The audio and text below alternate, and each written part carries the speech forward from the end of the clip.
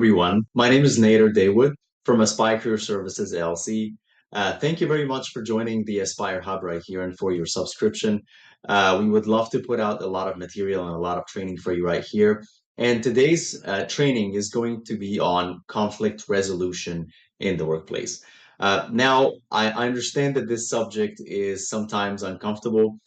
Conflicts, we don't like them, but they do happen sometimes.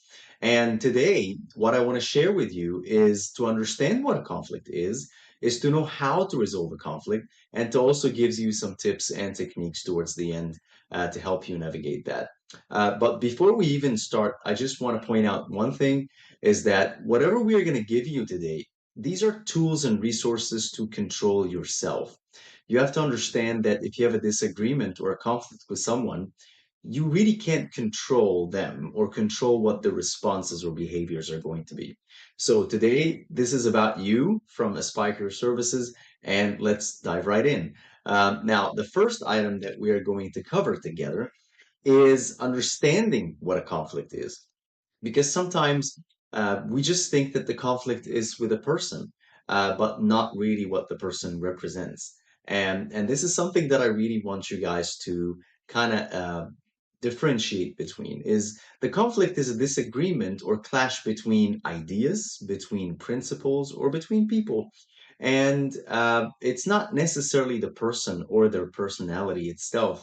Sometimes it is the idea that they have just proposed, or sometimes it is a principle that they have, or some kind of an ethic that they have.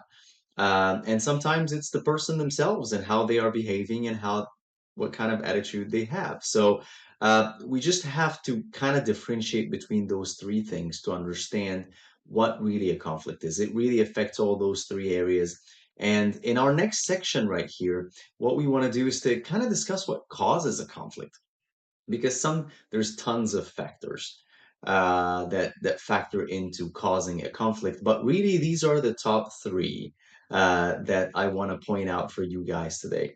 The first one is miscommunication, and really, to be able to communicate effectively, this is something that we're going to dive in the next few slides. But to communicate effectively and without any miscommunication, everybody has to be able to communicate their ideas, communicate their thoughts, communicate their feelings. And really, not everybody can do that in the most effective way, which causes a disagreement at the end. The second thing, it could be different values, like your values are different from the person that is sitting right next to you or the person that you have the disagreement with. And lastly, it's competition. And competition is very, very common, especially in retail places, in sales environments, in any department that everyone is striving for a promotion. Competition is a factor for a disagreement or a conflict as well. So these top reasons being the top three, I know that right now you're thinking like, okay, maybe I had a situation like that before.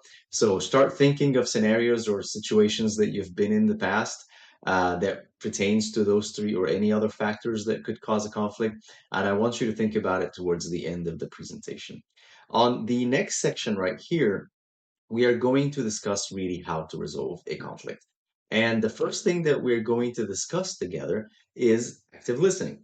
Now, you've heard tons of things about active listening before. I'm pretty sure that right now you're thinking like, okay, Nader, I know what is the difference between listening and hearing, and that I have to focus with the person. And that is exactly what I'm trying to tell you right here is to truly hear each other. What I mean by that is not just listen, but just give the other person the space and the time to talk and communicate what they really feel, what they really think about to you.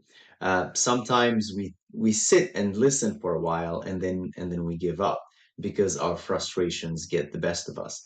What I'm saying here is that sit and listen as long as you can, in order for the person to be able to express their thoughts and feelings.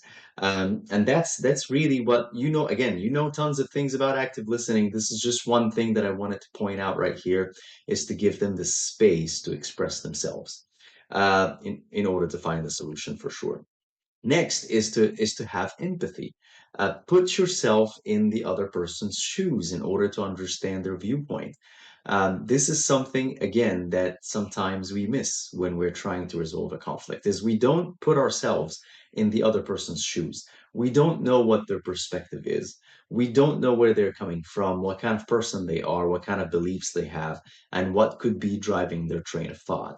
So try to sit down, actively listen, give the person a chance to talk, and at the same time try to put yourself in their shoes. This is going to make it so much easier for you to understand this person, or for both of you guys to understand each other. Now, once the other person starts feeling that you are empathetic, that you understand their position, that you're trying to put yourself in their shoes, their entire behavior and demeanor will change against you. Now, the next point is effective communication. And I know that, we communicate a lot of things. As I said, we communicate thoughts, we communicate ideas, we communicate feelings sometimes. But in order to effectively communicate all these things, we have to keep our frustrations in check, guys. If you approach a conversation to resolve a disagreement and you're already frustrated, believe me, this conflict is not going to be resolved at that conversation. Your frustrations are going to bring the worst in you and the worst in the other person as well. So before you approach any conversation to resolve a disagreement, please take a moment or take some time for yourself. I don't know if it's 5 minutes, 10 minutes, or 15 minutes to just handle your frustrations first, just to make sure that you're not approaching it with that level of frustration. Also, avoid blame. It doesn't matter who caused the problem or who caused the issues or who's feeling what. What matters is that we find a solution together for it. So avoid blame. If you start blaming the other person for something, they are immediately going to be in defense mode. They are not going to listen to anything that you have to say, and they're just going to be very busy defending themselves. And this is a basic human reaction, by the way. Of course, I'm trying to tell you to overcome that yourself as well. And this is the purpose of this training right here. Now, also use open body language. And by that, I'm kind of going to demonstrate it to you guys right now. If I'm talking to you and I'm talking like this, and I'm giving you the training in that kind of body language, I'm closing my arms and I'm approaching that conversation like this. Of course, you're not going to listen to me and to anything that I have to say. But if I'm open, I'm smiling, and my body language is open, you're definitely more likely to listen to me. So it's very important to use open body language when you are approaching a conversation like that to resolve a disagreement. That will allow the other person to interact much better with you and will give the idea that you're open to talk and listen at the same time. And then lastly, the solution doesn't come from one person. You have to brainstorm ideas together. You have to ask questions like, what do you think the best solution to this situation is? After I've told you exactly how it made me feel or what I'm thinking about it. And to get everyone involved in the solution is actually a form of effective communication here to resolve that disagreement or a conflict. Now, on the next point, we are going to say, and this is something very simple, is to find common ground. You and the other person are working together within an organization or a department. There's obviously a lot of things in common to identify shared goals and interests. When people work on things together, or when they have a common ground of goals and interests, they start thinking of solutions much better than just individuals. So when you two sit down, you have a disagreement, you have a conversation about it, always make sure to mention the common goals and interests that you guys have in common together. Now, on the next point, I'm going to give you some tips and techniques in order to approach a conversation to resolve a disagreement or to resolve a conflict. And they are very, very simple. Is for you to stay calm. If you're not calm, if you haven't kept your frustrations in check, definitely going to have an opposite impact on the conversation. And it's really not going to get any benefit out of the conversation itself. And even if you're trying to prove that you're right, if you're not calm about it, it's not going to be well received. And at the same time, no solution is going to be achieved or delivered. Set ground rules of respect, and this is really a big one. And again, on this point, you have to remember that we're talking about you. We're not talking about the other person. To be respectful and to have a good open communication, a good body language, is something that will be more welcoming and more inviting to find a solution with the other person. And lastly, is to use neutral language. Avoid things like I.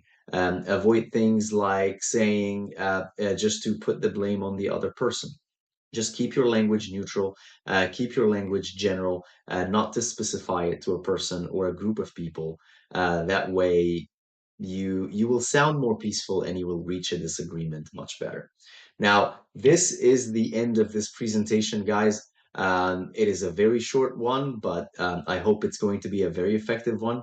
Thank you very much for joining Aspire Career Services, and thank you so much for visiting our Aspire Hub right here. I hope that I've gave you good information today to resolve conflicts, and feel free to check our website anytime to find the services under your subscription. Thank you guys and have a wonderful day.